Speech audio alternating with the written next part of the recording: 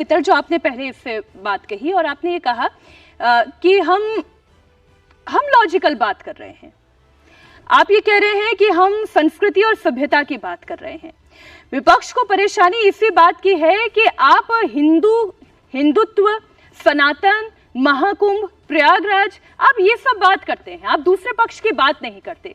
इस हिंदुत्व सनातन के नैरेटिव को पिछले 10 सालों में इतना ताकतवर और इतना बड़ा बना दिया गया है कि उसके इर्द गिर्द बाकी तमाम नैरेटिव खत्म कर दिए गए हैं। देखिए, ये भारत की पहचान है। अभी कुंभ होगा, आप देखेंगे हजारों की संख्या में विदेशी पर्यटक आएंगे, नॉन हिंदू हैं वो, और वो श्रद्धा भाव से आएंगे। मैं विनम्रता से पूछता हूं, किसी दूसरे धर्म, दूसरे मजहब में उस मजहब को न मानने वालों के मन में श्रद्धा हो और वो यात्रा करने जाएं तो बताइए। फिर वो आएंगे श्रद्धा भाव से, हफ्ता हफ्ता भर 10-10 दिन रहेंगे, हिंदू धर्म की तारीफ करके जाएंगे। अब उसके बाद उनसे कोई ये भी नहीं कहेगा तुम कन्वर्ट हो जाओ। मैं दावे के साथ कहता हूं कि अगर कोई ये कहे भर दे कि मुझे वेटिकन की यात्रा करनी, मुझे हज की यात्रा करनी, पहले सबसे पहले कहा जाएगा कन्वर्ट हो जाओ, उसके बाद कर सकते हो। यह है भारत की पहचान, और इसमें किसी प्रकार का कोई मतभेद तो था ही नहीं। यह मतभेद तो इन्होंने क्रिएट किया हुआ है।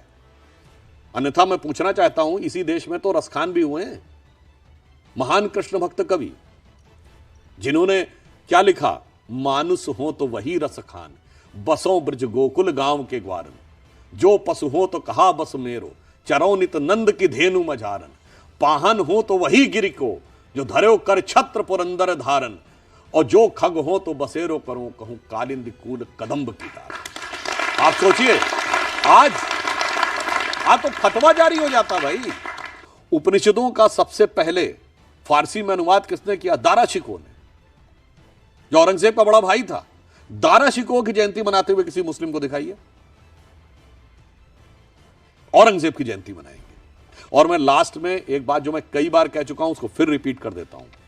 2019 में मार्क टेली, जो बीबीसी के पत्रकार रहे हैं और 3 दशक तक उन्होंने दिल्ली में रह के पूरे साउथ एशिया को कवर किया है, उन्होंने 2019 में लिखा है कि Muslims in India are the luckiest.